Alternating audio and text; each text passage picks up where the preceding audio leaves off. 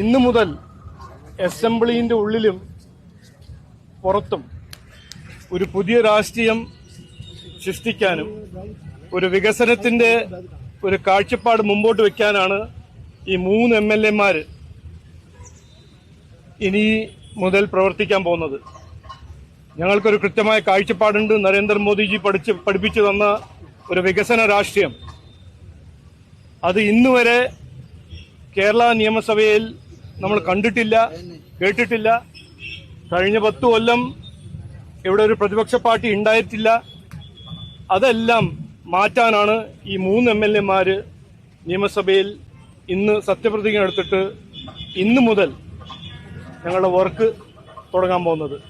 അപ്പോൾ എല്ലാവരും അനുഗ്രഹവും പിന്തുണ ഞാൻ അഭ്യർത്ഥിക്കുന്നു. 30 ലക്ഷം ജനങ്ങളുടെ സ്വപ്നങ്ങൾ, അതിനുവേണ്ടി അധ്വാനിക്കാനും പ്രവർത്തിക്കാൻ ഞങ്ങൾ 24 മണിക്കൂർ 365 ദിവസവും പ്രവർത്തിക്കുന്ന ഞങ്ങൾ ഒരു വാഗ്ദാനം തരുന്നു. എല്ലാവരും അനുഗ്രഹവും പിന്തുണ അഭ്യർത്ഥിച്ച് ഞാൻ വാക്ക് ചുരുക്കുന്നു. എല്ലാവർക്കും നമസ്കാരം. കേരള രാഷ്ട്രീയത്തിന് ചരിത്രത്തിൽ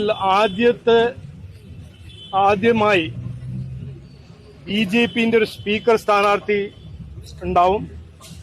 ശ്രീ ഗോകുമാർജി ആയിരിക്കും ഞങ്ങളുടെ സ്പീക്കർ സ്ഥാനാർത്ഥി.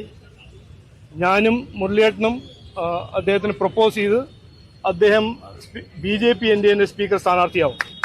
പാർലമെന്ററി പാർട്ടി ലീഡർ തീരുമാനമായോ? അത് തീരുമാനിക്കും. ഞങ്ങൾ 3 പേരും ലീഡേഴ്സാണ്. അതിൽ ഒരു സംശയമില്ല. അത് പാർട്ടി ഇരുന്ന് തീരുമാനിക്കും ആരായിരിക്കും പാർലമെന്ററി പാർട്ടി ലീഡർ.